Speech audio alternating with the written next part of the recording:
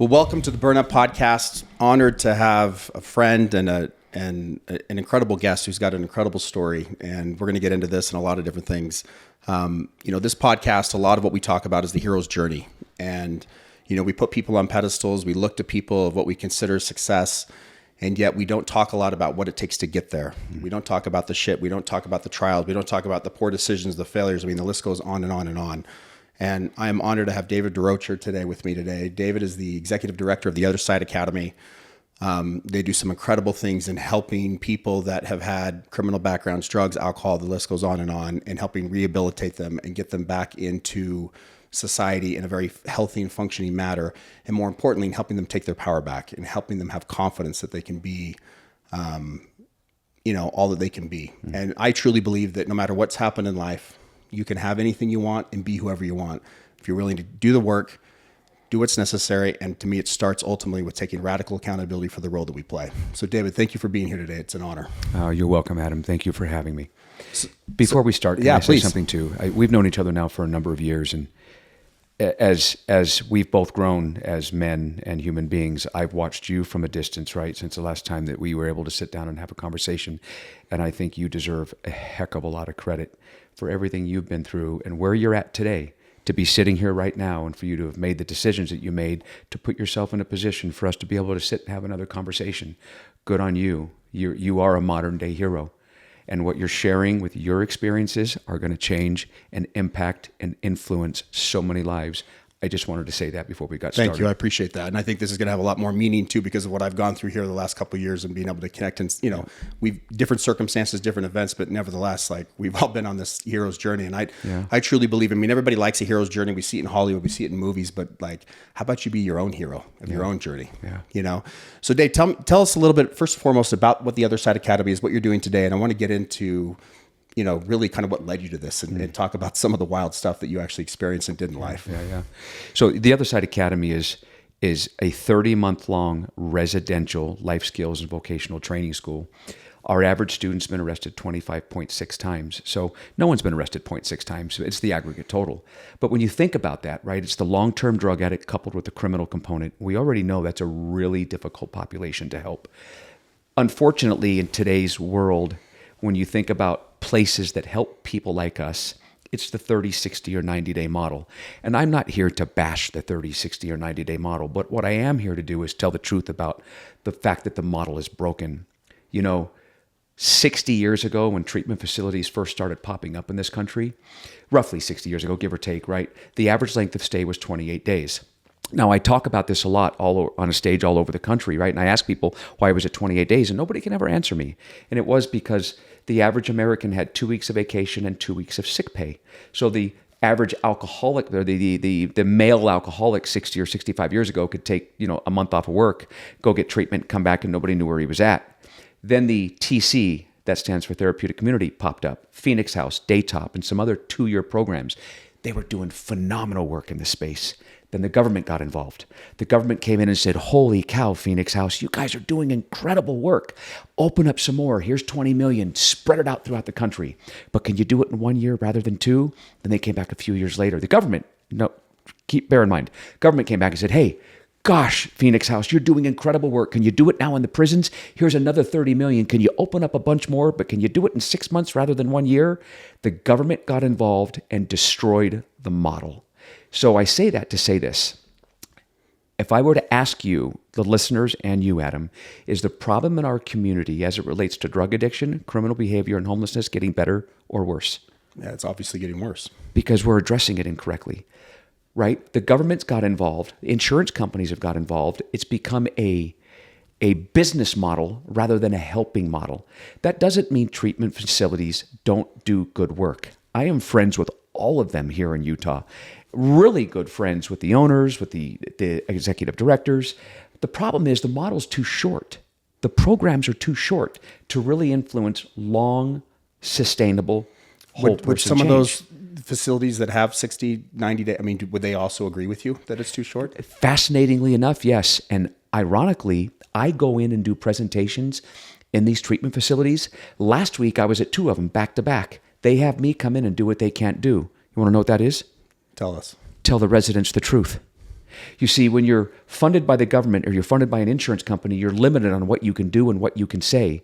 And what I mean by that is you can no longer tell the residents the truth because it's considered shaming. Well, I was a drug addict and a gun-running thief, out-of-control criminal for many years. Should you powder my Southern exposure or call me on my behavior? You should call me on my behavior. The problem today is we don't want to call people on their behaviors anymore. We want to call it a disease. We want to make excuses for people, tell them it's not their fault, it's going to be okay. No, it isn't. Why is it so hard for people to tell the truth?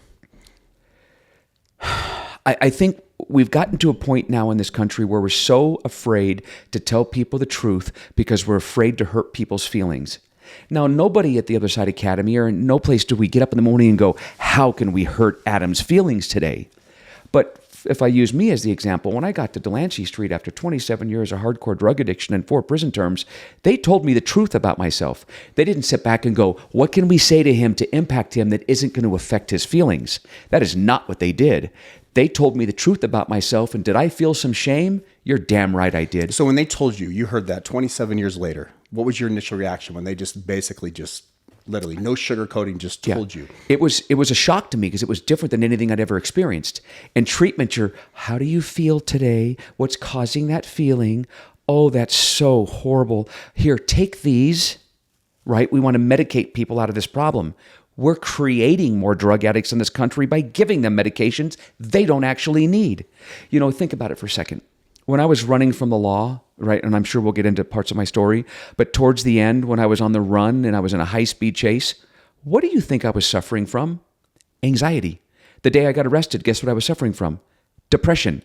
They were both situational. When I go to jail, I could go to a therapist in jail and get on 3 or 4 different medications for anxiety and depression. Neither of them are needed. I needed to feel the impact of the choices I was making. That doesn't mean there isn't a portion of the population that have severe mental health issues, but I didn't, but I could get on the medications. See, my belief we could go on tangents on that one, but my belief is, again, there are people that legitimately have mental illness. Absolutely. Right. But I also believe the lifestyle, the decisions you make, a lot of that is rooted in how we're living our lives. Yeah. And it's like, you don't necessarily need it. To me, a lot of times it's a Band-Aid. Yeah. And it doesn't get to the root core of it. Right. You can't heal yourself from it until you actually get to the root core of it. And you said this, you got to be able to feel it. You got to be able to accept it. Yeah. Take radical accountability for the role you're playing. Yeah. And understand you also have the power to change. Yeah. Well, let me go back to your question too. I don't want to, when we talk about what is the Other Side Academy. So I kind of explained what we're not. We're not the 30, 60, 90-day model. We're 30 months long. We're residential. We're completely free. If you walk through our front doors and you take a seat on our bench and we interview you and we accept you, you start right now. You need nothing. No rich mommy and daddy money, no Medicaid money, no insurance money, nothing. Or you can write us a letter from the county jail, pre-sentence. You're in the county jail, you're fighting maybe some county time or a very lengthy prison sentence. We'll go into the jail once you write us and ask for help. We'll interview you. If we accept you, then the judge can send you to us and suspend a very lengthy prison sentence over your head. Those are 2 ways you can find us. But then when you come to us, it's a minimum 30-month commitment. But nobody is ready on day 30, day 60, day 90, or day 730, which is 2 years. No one's ready on a particular day.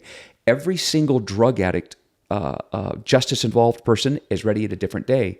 And the minute you say, well, day 90, you have to leave, well, what are we telling people they have to leave on day 90 for? Because the funding's run out. As soon as we do that, we just sign their death warrant. They're not ready on day 90 any more so than they are day 730. It's different for all of us. So at the Other Side Academy, we give you as much time as you need. The reason why we can do that is we don't take any money from the government. If the government knew how to solve this problem, they never would have created it. And I say that, right? Some people will think, oh, that's an interesting, right? It's the truth. The government has no idea how to deal with this problem. None. Why do you think you have situations like Portland, San Francisco, Los Angeles, Kensington, Pennsylvania, Colorado, where we're legalizing drugs all over this country? Is the problem getting better or worse? It's getting worse. We're creating it, all for the mighty dollar. So at the Other Side Academy, it's 30 months long, minimum. No money from the government. We don't take any tax dollars, any government subsidies, nothing. We generate all of our own revenue through our social enterprises. Well, shouldn't we? Right? I broke my life. Shouldn't I fix it? I'm responsible for me. If I go to treatment, shouldn't I pay for it myself? I made poor choices that sent me there. And ironically, here's the best way to put that into perspective. When I was going to jail, who was paying for me? Citizens, tax dollars. Yeah, you were, Adam. Thank you for. I was exploiting you. You're welcome. Yeah. I wrote your name on my check. So. When I was going to prison, who was paying for me? You were. Do me a favor and pay more in taxes because the food was just sucked. Next time I go, I want to eat better. So every time I got out of prison, I was literally on my way back. I knew when I got arrested, my clothes were going to be taken care of in prison. My food was going to be taken care of. My medical was going to be taken care of. My rent's paid, or I got a roof over my head in my cell, right? And the taxpayer has to foot the bill. I wasn't a victim of anything, and very few people are. I was a victim of the choices I was making, and the citizens and the taxpayers had to pay for it. That's wrong. When you go to treatment, insurance, Medicaid, the taxpayer is paying for it one way or the other. When you come to the Other Side Academy, it is completely free, no tax money whatsoever. We generate our own revenue, which means when you come there, Adam, as a student, you can stay as long as you need to because the government's not involved. Our success rate is through the roof. The other important thing is the work component. You know, when you go to treatment and you're there for 30, 60, or 90 days, you go in, your pants are sagging, your hat's on crooked, and you go to therapy, I don't know, once every couple of days. And think about this for a second. This is what I mean by the model's broken. And this ruffles feathers when I say this. And the reason why it ruffles feathers is because it is so damn true. When I get to treatment and I sit down in front of a therapist, that therapist has never met me. They don't have a clue who I am. And for everybody listening right now, and for you, I'm going to ask you a question. Have you ever been to therapy? Yeah. You lied to your therapist. What I mean by that is we only tell the therapist what we want them to know. The therapist has no idea if what we're telling them is true or not true. Assuming me, when I was going to therapy, I lied to my therapist all the time. Not only did I lie to my therapist, I omitted stuff. So now it's a stranger's job to figure out what's wrong with me based on limited information I'm giving them or false information. Then they have to diagnose me. Think about that model, right? Somebody went to college, got a degree, and they're going to sit down in front of Dave Durocher after 27 years of hardcore drug addiction, 4 prison terms in the state of California that I refer to as high school with knives, and they, unfortunately, are pompous enough to think they understand me. They have no clue. I can't tell you how many therapists I ran through the ringer, but when I got to Delancey Street, which saved my life, and I sat in a room of my peers, no doctors, no counselors, no therapists, they exposed my lily white ass. They told me the truth about who I'd become when I got there. A liar, a cheater, a thief, a manipulator, a drug-dealing, gun-running, out-of-control criminal with no regard for human life or anything else. When they started to lay it out like that, and I had to take that to my pillow and go, holy cow, they're right. No therapist could tell me that, nor would they. But my peers told me that, and they were being honest with me about who I'd become. And man, I didn't want to be that person anymore. Then I could go back to my peers and go, okay, you've been here for 4 years at Delancey Street. You're right, I am that. I want what you've got. Show me the way. Tell me a therapist that can show me the way. They can't. Therapists, I'm only going to see them every once in a while. It's fascinating to me what we're doing in this country. If you want to be a brain surgeon, who teaches you? Yeah, professor. A brain surgeon. You're going to be in the operating room. Yeah. If you want to be a mechanic, who teaches you? Mechanic. If you want to learn to hit the 100-mile-an-hour fastball and be in the batter's box, who teaches you? A hitting instructor. Somebody who knows how to hit. Unfortunately, with this population, it's one of the only fields where people with absolutely no lived experience are trying to help us. It's interesting you say that because even, in the working with men and, people are like, well, what certifications do you have? What do you have this? And it's like, it's interesting that it's like, you can't, even with college, this would apply to a lot of different things. It's like, you go to college, you study, you do whatever. But at the end of the day, it's like, there's nothing that substitutes real life experience and doing it, learning it on the job. Right. And especially in the world that you're in and helping, rehabilitate these people. It's like you can read it in a book. You can have whatever certification, whatever degree associated with it. But at the end of the day, you truly don't know unless you've been in their shoes, unless you've experienced it. You just don't. And I've found that in my own journey, my own hard way. It's like things that I thought I knew. And then all of a sudden it's like I went through this or versions of myself. I didn't ever think I was that guy. But oh my God, I was that guy. Yeah. And it's like the pain and then the acceptance and then the actual, I would say, the energy, the fuel that comes from that it's like, hey, you know what? I can use this as a lesson. I can use this as fuel to alchemize or to take me to a whole nother level. Yeah. And now I'm in a position to be able to help other people that were where I was, years previously. Yeah. I'll tell you a short story about therapy. I had many therapists while I was incarcerated, right? And man, did I blow smoke up their ass to get the chrono, to get the early cut, or to get whatever certifications I needed. Man, I mean, you talk about, and they had no idea. They had no idea. They wouldn't know they wouldn't know I was coming. They have no idea. When I was 18 years old, I was a cokehead for my teenage years. And at 18 years old, I lived in Cerritos, California, and my therapist that my mom and dad found me, his name was Mark. He was in Anaheim. So it was about a 15-mile drive right up the 91 freeway. So I would leave in our family van. I would drive by my drug dealers and pick up my coke. I'd do a few lines. It's in my pocket. I'd go to Mark. I'd go to therapy. I'd go home. There's no cell phones in the 80s. And I remember Mark calling my parents and telling my parents how great I was doing.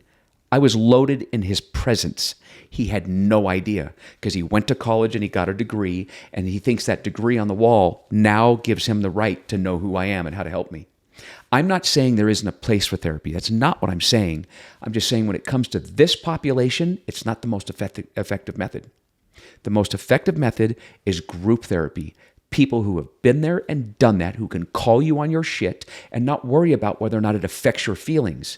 We're so damn scared now to affect people's feelings. I needed my feelings hurt. I needed to examine who I'd become. And just telling me that I have a disease and it's not my fault, and that guy had touched me when I was 6, and my dad was mean to me and he yelled at me, that's the reason why at 40 I'm a drug dealer and I mean, come on. It's just ridiculous to me that that's the model. So it goes back to the question I asked earlier, is the problem getting better or worse? I think most people will answer that the problem in our communities is getting worse. It's our fault. The model's broken. The model's broken. Can I give you another example? Please, yeah. It's funny, when you look at the court system, and I was in the court system a lot. I mean, I've been to court hundreds of times fighting all of my cases, right? It's incredible. So a couple of years ago, Mayor Mendenhall called me, right, Aaron? She says, Dave, can you do me a favor? I said, sure, what's up? She says, our Justice Court judge, Judge Baxter, is about to retire. We're going to have to hire a new judge, right? Would you be on the panel and help us pick the next judge? This is our mayor. I said, Aaron, I think you got the wrong Dave. She says, no, I got the right Dave. Would you be willing to sit on the panel? And I said, absolutely. Fascinating to me. I already knew this to be true, but this was just icing on the cake. So over the next number of months, as we were examining who the next judge was going to be, we had 29 applicants. Guess what all 29 were previous to wanting to be a judge? What were they? They were lawyers. They were either defense lawyers, prosecutors, or all 29 were lawyers. So if you went to school to be a lawyer, what are you studying? The law. So now you're going to become a judge and you're sitting on the bench. What's your field of study? Law. You have no idea who's in front of you. I'm part of the National Association of Women Judges. No jokes. So every year I go to California and I work with the National Association of Women Judges. We put together this big event in one of the prisons, and I'm usually a speaker there. And I do these workshops for the inmates on the inside. And last year I was sitting with some judges at dinner, and I was having dinner with a judge. I won't mention her name. And I was talking about Cerdaños. And we're eating, and she puts her fork down. She goes, Dave, what's a Cerdaño? I am in the state of California, in San Diego. Half the California prison system is comprised of gang members. Cerdaños, Norteños, Bloods, Crips, White Power skinheads. But a Cerdaño is a Southern Hispanic gang member. She goes, what is a Cerdaño? And I go, what did you just ask me? And we had a conversation. I was really blunt. I said, you need to put your fork down, drop the gavel, and go to prison for 6 months and learn who's in front of your bench. You went to college, you got a degree, but you have no idea who you're prosecuting or not prosecuting, who you're sending to prison or not sending to prison. We have judges sitting on the bench that have no idea who we are. They know the law, but they don't know people. So here's a question that is, I'm hearing you say this. The criminal system, people being put away for whatever crime, right? And they have sentences and terms. And again, I know there's unique circumstances for certain individuals, but do you feel like the best answer to really, when someone breaks the law or does that, frankly, is rehabilitation, similar to what your program is? Or is there a time where it's like, no, you need to go to prison? Absolutely. So, that's a great question, Adam. And you hear this a lot. People are always saying, we can't incarcerate our way out of this problem. You're right, we can't. But close your eyes for 1 minute. Do away with prisons and jails. We wouldn't be in this room. You'd be standing at your front door with a shotgun protecting your home, because we'd have total anarchy. The drug addicts and the criminals and the gang members would rule our communities. We have to have jails and prisons. We absolutely have to have them. And I don't say this lightly, but I am grateful for every second, every minute, every hour, every day, every week, every month, and every year I did behind bars. Me being in prison is exactly where I needed to be at that time in my life. It is exactly where I needed to be. And every time I got out of prison, that day I was on my way back. Prison saved my life and probably yours. I don't mean you personally. I mean people in the community, because the crimes were getting so severe, the violence was getting so out of hand that the best place for me was in prison. However, we suck at rehabilitation. We are horrible, maybe one of the worst countries in the world at rehabilitating people. We call it the Department of Corrections. There's no corrections there. Fortunately, right now in Utah, with Brian Redd as the executive director, it was absolutely, hands down, the best appointment that Governor Cox ever gave, in my opinion, my humble opinion. Brian and I knew each other before he got the appointment. Now he's made some significant changes on the inside, and the Other Side Academy has helped. I was just in prison last Friday all day with the wardens and the associate warden assessing their current program. It's a TC on the inside called Solid. They're doing fantastic work on the inside. We have to get better at, once they've got us, helping us learn a different way of life. The problem is the academics and the doctors think that once you go to prison, if you just set them in a classroom for substance use disorder treatment, they're going to solve the problem. No, they're not, because we don't have a drug problem. We have a life problem. We have no idea how to live life on life terms. You can't teach that in a book. If you don't replicate a healthy community, you're not going to teach us how to live in a healthy community. So what if we're sitting in a classroom and the teacher up there is talking about substance use disorder and triggers? Please, that's not the problem, nor is it the solution.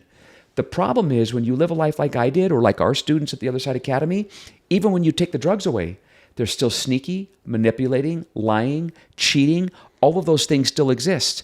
If we don't do something while we're incarcerated that help us learn to become decent, law-abiding, honest, transparent people of integrity, we're going to reoffend every time. Every time. So now, at least in Utah, we're getting so much better at rehabilitating on the inside. I am so proud of the UDC and the work that they're doing on the inside. I know Brian Redd and Bart Mortensen, who's now the warden at the prison here. Matter of fact, he just changed roles. Now it's D'Amico who's going to be the new warden. They care enough to make sure that these programs are efficacious enough that hopefully once you go to it and you parole, you never come back. I know them well enough to know that they don't want us to come back. They actually want us to get the help that we need. This is what we have to do in this country. We need jails. We need prisons, because if we don't put public safety first, we're missing the mark. I needed to be in prison, and so do most people in prison. But when we raise our hand and go, I want help, where do you send us? A 30, 60, 90-day treatment facility, or someplace for a few years to recalibrate your moral compass? Which one do you think is more effective? Well, obviously, the 30-month. There's so many questions I have, and just even outside of the criminal, the justice system, people that are in jail, just even looking at everyday people in life. Yeah. Right. It's interesting that I asked the questions earlier about truth, right? And why it's so hard to be truthful. And it's interesting that while there's different severities of being out of alignment, being out of integrity, not being truthful, right? I mean, I believe most people walk around and aren't fully transparent, aren't fully honest. You said, right? Because it's about what other people think. And I would think that is these men and women are being rehabilitated and coming out of the system, and all of a sudden they go into society, right? In this new way of being and integrity of owning their story, that they then recognize how most of the rest of the world doesn't, criminal aside, doesn't necessarily function like that. Yeah. And I would think that transition would be difficult for them, because realizing that everyday people more often than not don't fully show up authentic, transparent, own their shit. And doing that, it's in many ways, it's a superpower. And because of my own journey and my own struggle to get there, I mean, I went through a lot of pain to get there, but prior to us getting on, we were talking about how freeing it is just to be. It's priceless. You can't put a price on it. And do you find that some of these guys, again, as they adjust back into quote unquote regular life or into society, that they actually either notice that or struggle with some of that? Oh gosh, I have graduates that come back, because once you're a graduate, you're always an alumni and you come back all the time there. Sometimes they'll graduate, They'll go to graduate housing at the other side academy and they'll go out and get a full-time job. We have a full-time job for everybody, right, the day they graduate. And they'll come back 30 days later and they'll go, I'm not ready. Can I come back and finish my third year? And we'll let them come back and continue on with their third year, because the outside world just doesn't know how to do it. You know, it's fascinating. People in organizations talk about integrity. They talk about culture all the time. It's like the word love. It's the most overused word in the English dictionary. Most people use the word so randomly. They don't even know what the definition is. But people use these other words, these other terms, but have no idea how to build a culture of accountability. They just don't know, but they'll preach it all the time. But our students will go out and they'll go to work. I have scores and scores. I got 150 companies that want to hire only our graduates.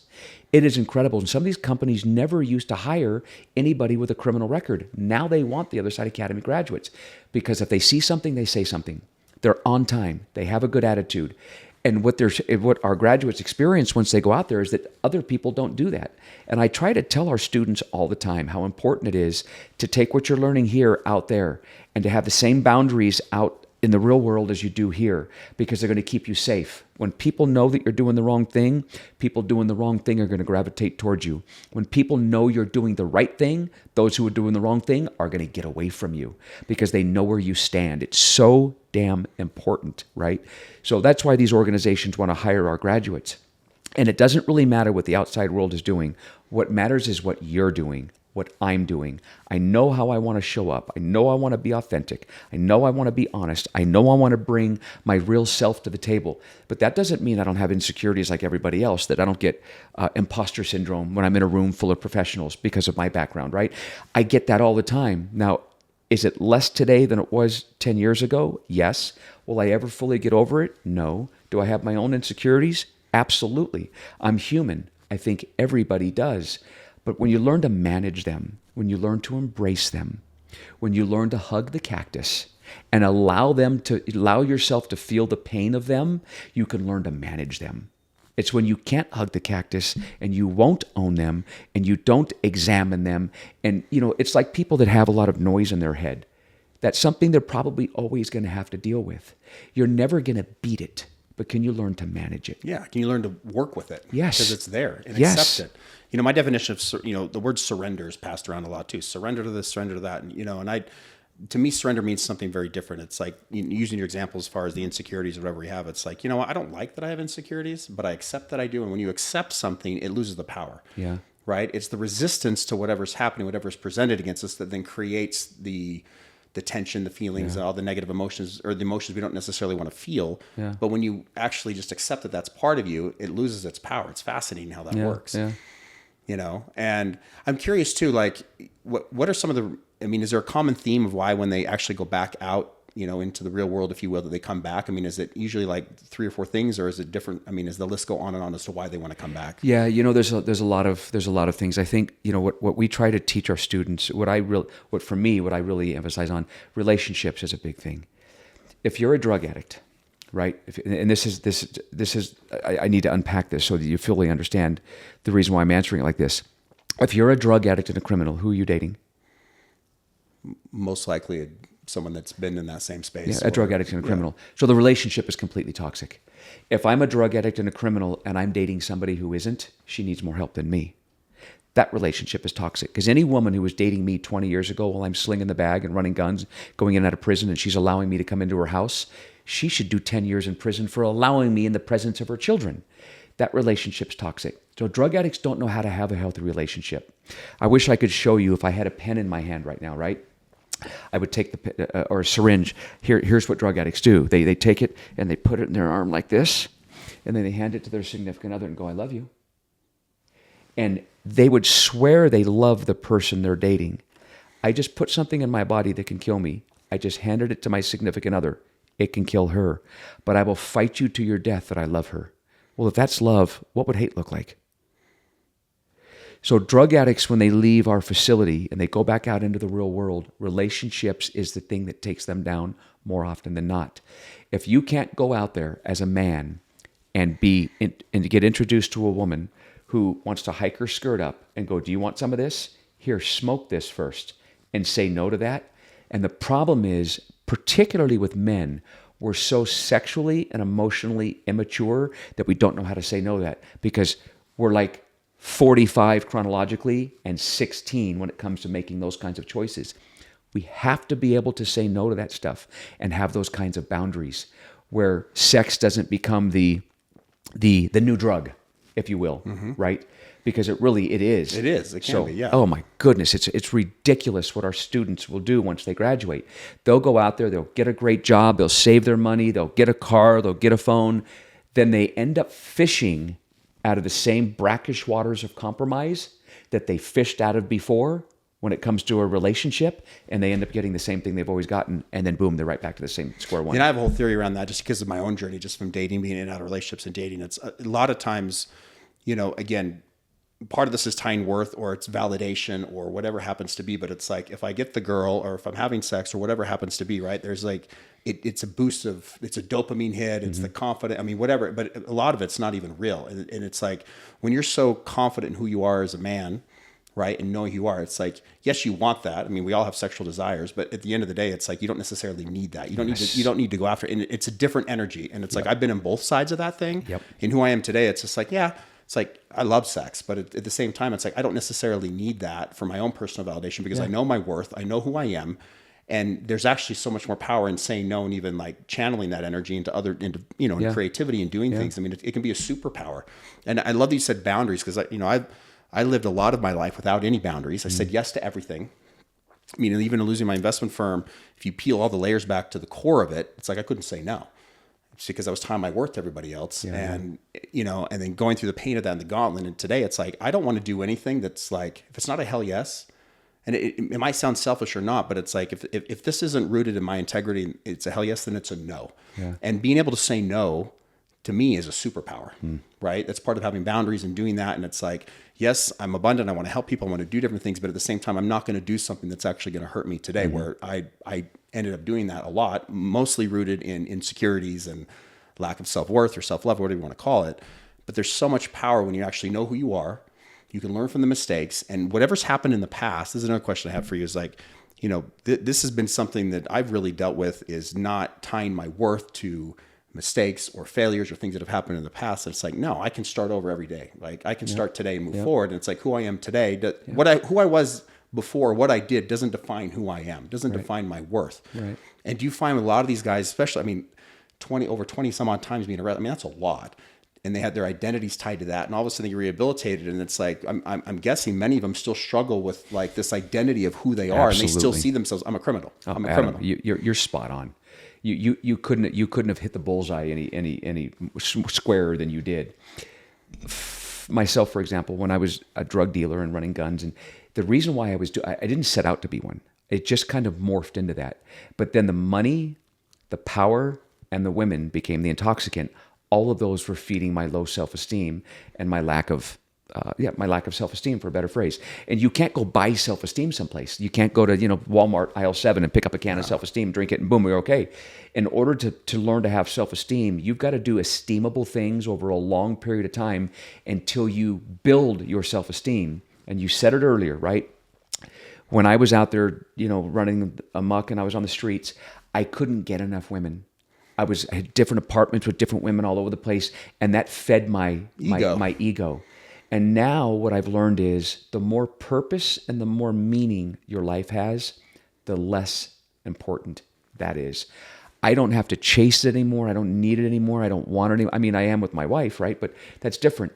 But as I look back on it now, I just put my head down. I was so ashamed of how I lived my life, right? But I learned so much through that journey. But I was literally feeding my ego with as many, even when I was incarcerated, right? Writing letters, telling all the women the same thing. Had them all on the line, getting money sent in, getting my dress out sent in, quarterly packages sent in, visits. And then I was using the women to bring stuff into the prisons for me. But in the letter, I was telling them how much I love them. God, I was so full of shit. Holy cow. All to feed the ego. And now over the last 20 years between Delancey Street and the Other Side Academy, my life has so much purpose. I am so blessed to do what I'm doing. I'm so fulfilled in doing what I'm doing that I work it's not even, I say work, I don't even want to use work. It's a calling. It's passion. It's a passion. It's a calling. I'm just lucky to get a decent salary to do it so I can live a decent life. Maybe this is a loaded question. I think not think, I know a lot of men, I would say maybe the majority of men, they tie a lot of their worth to money and making money and doing all these different things. Again, a lot of what you went through, I went through was tied to money because our worth's tied to that. But I would argue there's many people, even people that make a lot of money, that don't necessarily, if they're being honest with themselves, don't feel purpose driven, right? Having true purpose. And I think what's really important is to get to that space. Like, what is my purpose? What is my passion? And it's not about the money. And more often than not, when it's not about the money comes anyway. What do you see a common theme, or what do you see, maybe more with men, women, both men, women and men, but more maybe with men, as far as what does someone need to do to actually really embody purpose and drive, not drive, but purpose of like, they're here for this purpose, this reason, and it becomes passionate. It almost becomes like, I'm here, I'm chosen to do this almost. Yeah, it's so true. I think when it comes to money, I don't care what money is. I care what money does. Money, if you're fortunate enough to have a little bit of money, it affords you the opportunity to travel, and travel is the best educator there is. Allows you to do some fun stuff. It opens up other doors. But chasing money by itself is worse probably than being a drug addict, because you'll never have enough. And I have yet to meet somebody who's extremely wealthy who's happy. It's crazy. The circles I run in now, the people that seem to have the most purpose and are the happiest are those who are doing service, those who are doing good work in the community to really influence people, to try to make a difference in their communities. That's where I find most people that are happy with who they are and what they're doing. It's crazy. It's such a paradigm shift in the way I used to think. But the more you do for others and the more you put other people first, and the more of an impact and the more influence you have, I think the more purpose you'll find. And you and I were talking earlier, and I was saying my definition of success is different today than it used to be. My definition of success today is how many people are better off because I lived. And I don't mean that in a selfish way, but how many people are better off because I'm there, right? Can I, if all of us, if every single human being is born with a gift, when you're born, you don't know what the gift is. Now, professional athletes are born with that gift. And throughout the years, they hone that gift. And if you're good enough, you'll play professional sports. They know what their gift is. Musicians, the same. I think everybody has a gift. It is incumbent upon us to find out what that gift is. And if that gift, right, if you don't hone that skill or that gift, what are you doing? What are we doing? And your gift isn't the ability to make money. Your gift is if you are making money, your ability to do good work with that money to help others. So many people just want to make money, and then they've got tens of millions of dollars in the bank, and they're still miserable. See, and this might be a controversial take, but my belief today is those gifts, right? That passion, that purpose is found in the shit. Is found in the challenge, is found in the hardship. My belief today, whatever our listeners believe is God, universe, whatever, is pain, heartbreak, suffering. Like all of those emotions are actually gifts. They're gifts. That's where growth happens. That's where expansion happens. Yeah. We all want to be in the land of unicorns and rainbows and orgasmic experience, all these things, and all that stuff's great, but it's all temporary. Everything's temporary. Nothing's permanent. Yeah. But like, if it was that way always, we'd all be crazy. I mean, you can't even function in that. And there's so much magic in learning how to dance with the pain and learning to accept it and move through it and then use it as a tool. And I think the greatest gift that you have, frankly, to offer all these people and your platform and the way you communicate and your passion was derived because of the shit that you went through. Absolutely. Because of the decisions you went through for paying the price. And the biggest thing for me, which I'm super passionate about, is you took radical accountability for the role you played. I mean, part of it was forced, right? But ultimately, it wasn't just so much of the time you did and everything. It was you finally coming to your conclusion, looking at yourself in the mirror, saying, this is who I am. This is what I did. This is who I was. But it doesn't define who I am. Right. I think today, the reason, and I'm not patting myself on the back, I'm just sharing with you how I feel about me today. The reason why I'm the person I am today is because who I was yesterday. Now, I didn't ever plan it that way, right? And nothing ever happened to me. Yes, stuff happened when I was 6 and when I was 9, and I get all that, right? But that happens to many people. But there are far more people that happens to that didn't go down the path that I did than those who did. I made choices in my adult life, and the choices I made in my late teens and 20s and 30s to live the lifestyle I was living wasn't because that guy touched me when I was 6. I wasn't going, I'm going to deal drugs and run guns because that dude touched. That's not what happened. right? But people want to use that as an excuse, and they want to call it trauma. And I'm not saying trauma isn't real, right? But when is it trauma and when is trauma the excuse? The difference between me and most people is I know what a no good parasite, thieving, lying, drug dealing, out of control criminal. I know who I became. And when when I say it like that, people are like, gosh, Dave, you're hard on yourself. No, I'm not hard on myself. I'm honest with myself. I know exactly the animal I'd become. And when I was going to court and they'd put me in a tiny little cage and ankle irons and waist irons and handcuffs, that's where I belonged. I belonged in that thing that was smaller than a phone booth, a metal cage. I needed to be in that cage. I had become an animal. And most people don't want to own who they've become. The reason why I get to do what I do today is because of grace and mercy. What I mean by that is, Adam, if I would have gotten arrested for the shit I got away with, we wouldn't be sitting here having this conversation. I'd be doing a double life sentence. I would never have come home. Why did I get busted for the things I got busted for? And why did I get away with the things I got away with? Because I was supposed to. Because there was a plan. And I might not have been listening on that frequency at that time when God was trying to guide me, right? It took another arrest and a high-speed chase and all the things that, ended that lifestyle for me to finally get to a place where they could call me out on it, right? But there's a reason why things happen. There's a reason why I got away with what I got away with, because I'm supposed to be doing what I'm doing today. So here's a question. I would argue, not even argue, I would say that because of literally the list of all the shit that you've gone through, and we haven't really gotten into a lot of the details, but you've shared enough.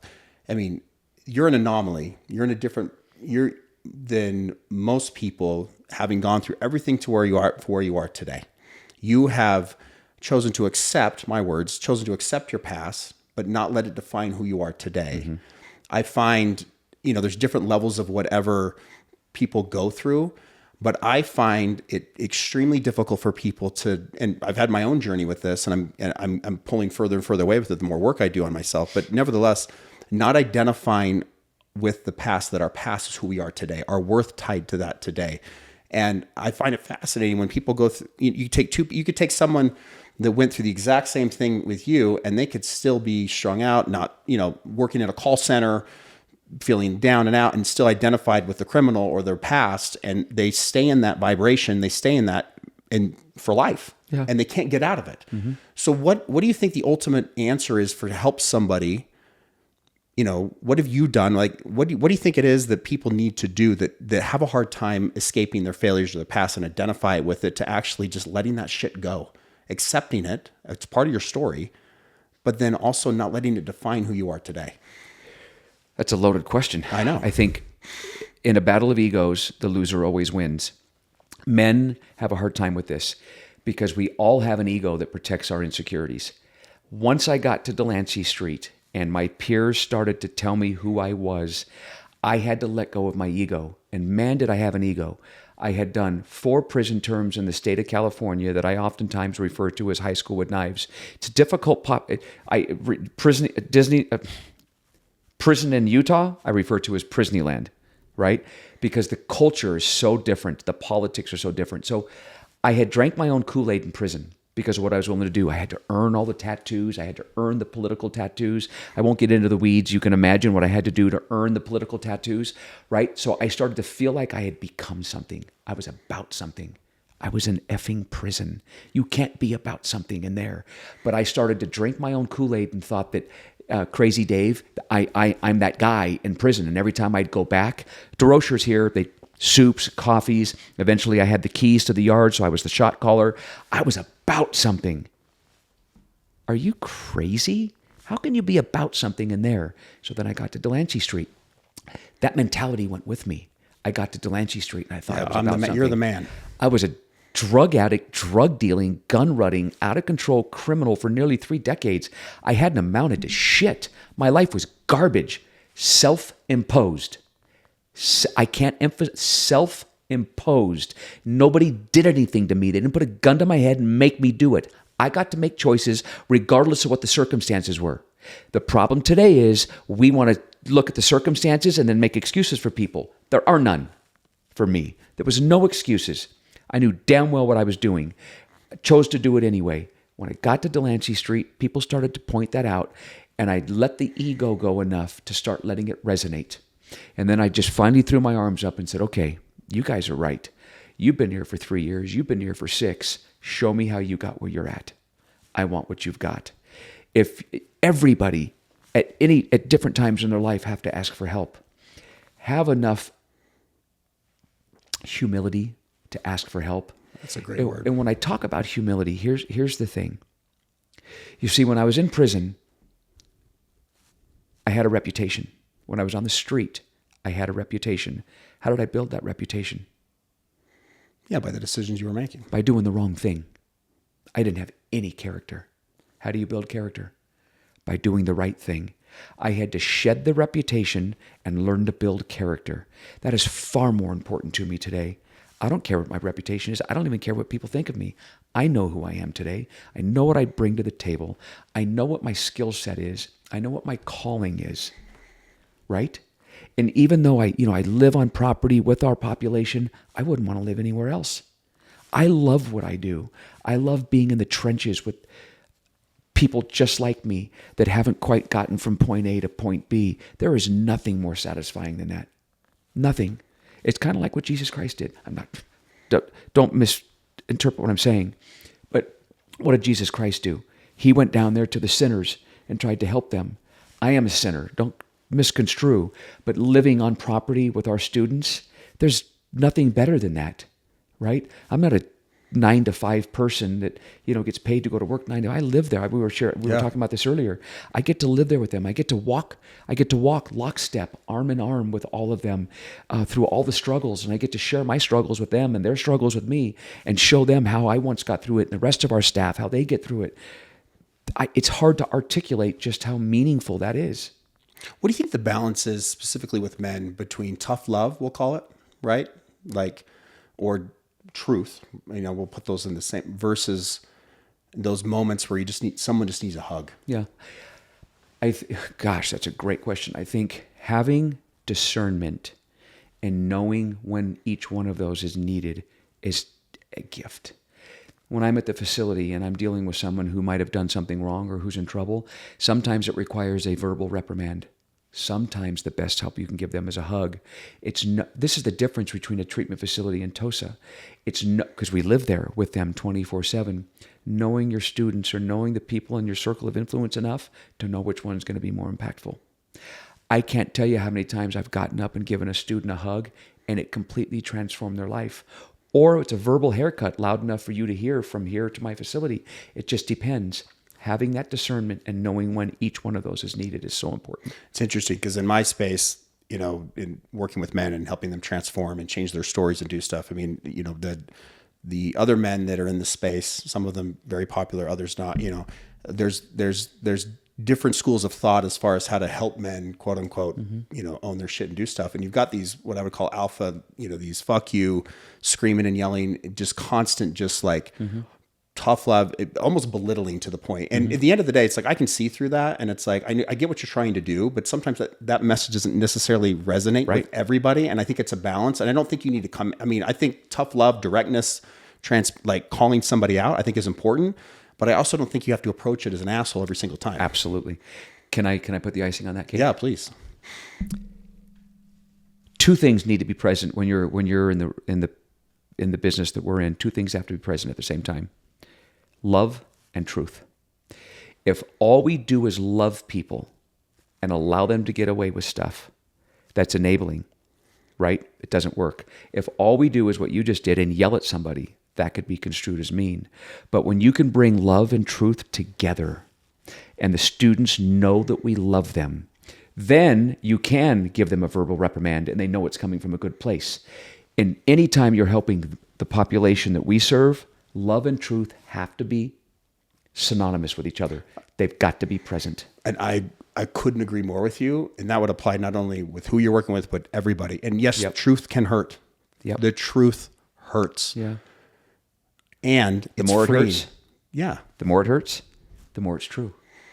And so if it does, and it's like just reflecting and doing it, but it's an opportunity to learn. But it's like, I want people in my life, they're going to check me on my shit. I want to be accountable. And if I'm out of alignment, if I'm not showing up a certain way, like if you want to really love me, don't placate me, don't excuse it. Yeah. Call me out on it, Yeah. or reflect something back, but nevertheless, like to me, that's the ultimate form of love. Yep. Is like when you can be fully true, especially with your people in your circle, interpersonal relationships.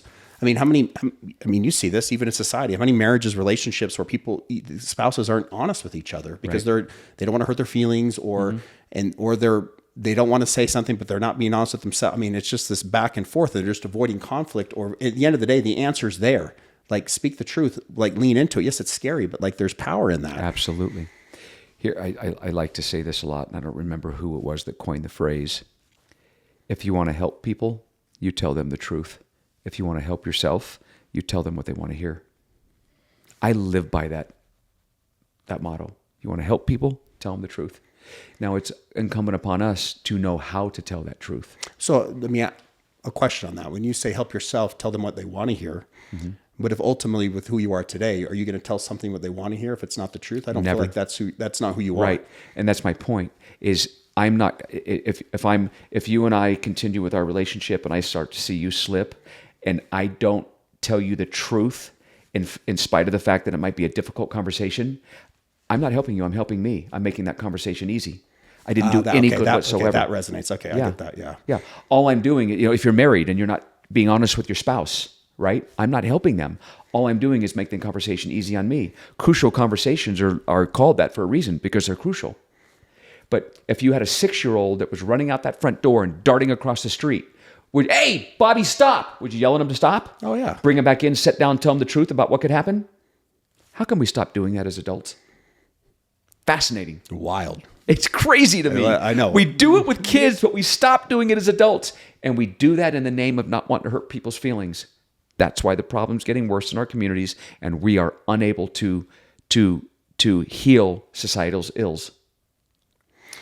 So, Dave, what word of advice would you give for our listeners and those that are tuning into this, as far as what steps can they take today in their life to be more integrous? I mean, it's easy to say tell the truth, right? But it's like, what is that? I think some people even have a hard time even understanding what that means. Right, they do.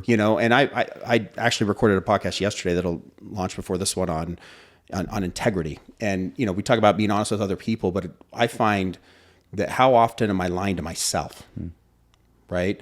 And I think that most of us do. And when you can become self-aware and understand that, I think integrity ultimately is rooted in who we are and in the commitments we make with ourselves, what we're saying yes to, no to. How do we show up in the world? Are we showing up the same way? Am I a different man behind closed doors as I am out in the public? Boom.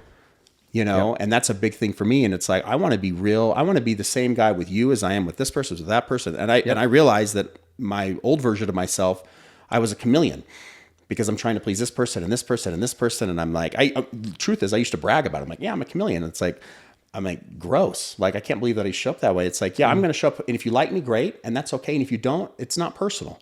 Yeah. And I also realized that it's like, I don't like everybody either. So who am I to think that everybody's got to like me too? Yeah. But I guess what word of advice would you have just like to help people just lean more into their authenticity and to be truthful? Here's the first step. Not everybody has the ability to self-assess. They might have the ability to be self-assessed, but maybe they don't have the ability to be honest about the self-assessment. Find the 5 people closest to you. The 5 people closest to you in your life. Maybe it's your parents. If they're LDS, I don't know if you want to do that, because oftentimes...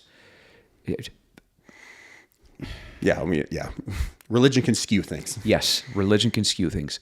Find the people that are closest to you and do not give them any feedback to it, and let them assess you and give you the 5 things they see in you that you need to work on. Find 5 people and then be humble enough to sit down and let them tell you those things, and don't give them any feedback. Take that with you to your pillow and start writing down those things that you need to work on. The people closest to you, if you allow them to be honest with you, right? If you make it safe in that conversation, and I don't even like the word safe conversation, but when I mean safe for them to give you really critical feedback, and then you can start unpacking those things that they're bringing to you, and you'll know whether they're true or not, and start working on them. You can ask people all day long who their best friends are, and they'll all give you a litany of names of who their best friends are. If feedback isn't at the top of that list, you're never going to grow. Yeah, I went through that with my previous company, and it was anonymous. People didn't know. I didn't know, but like the feedback that I got was painful, Yeah. humbling. Yeah. Didn't want to accept it. I was angry, whatever. And then as I started to lean into it, it's like, shit, okay, like, thank you. It was more, found gratitude in it. But yeah, that the self-reflection, looking at, in our case, two men, looking at the man in the mirror, right, to actually take radical accountability for the role we play is very painful, but it's freeing. Yep.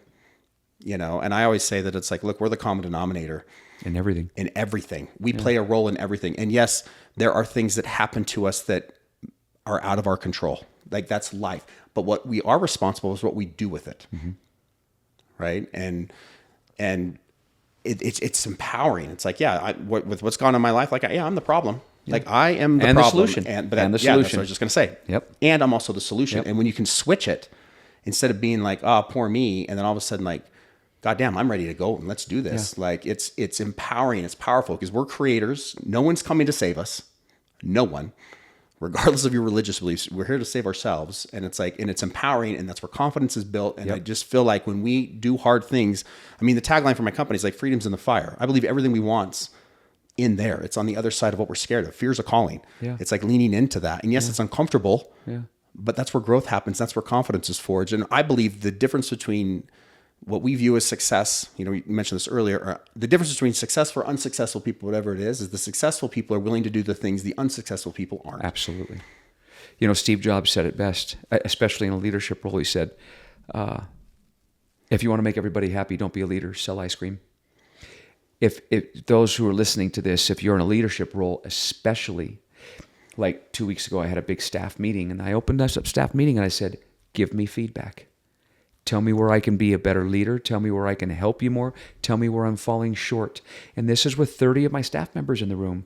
Tell me, I have an open door policy already, but I understand, right, that not everybody's going to come in and sit down, but in a group, it's a little bit easier. And then people can get on the bandwagon. I said, give me some feedback. Tell me how I can be better at what we're doing. If you can't go into a room with your colleagues and ask them to do that, you're in the wrong role. I love that. It comes back to humility. Absolutely. Because we're all human. And a real leader, a real, true leader of people, not a boss. A boss won't do that. A leader will. If you're a boss, you're not going to ask people for feedback because you're a boss. If you're a leader, you'll ask people for feedback. And the beauty of what you did with those people, I would argue almost, I would with certainty that of those 30 that were there, were your ability to show up, take feedback, took that experience and saw the power in that, and probably took it into other relationships, and it gave them, it empowered them to be able to go do similar things. I mean, it just spreads like wildfire. And then what happens is when I have to bring them in for a conversation, they now take feedback. You're able to influence people and they don't even realize you're doing it. They saw a leader do it, right? Me or whoever else does it. And then when they're got to get talked to, it makes it easier for them to take it, especially if they're getting feedback from somebody they know takes feedback. It's incredible what you can do with an organization when you're willing to do that. So Dave, tell our listeners here as we kind of wrap up, tell them how can they get involved with the Other Side Academy? How can they participate? I know it's a nonprofit. There's donations, and where can people follow you and find out more about you and what you're doing? I think the Other Side Academy is such a unique organization. If we are in growth mode right now, we're at 7th East and 1st South in downtown Salt Lake City, and we started with just a mansion on the corner and one building to the north.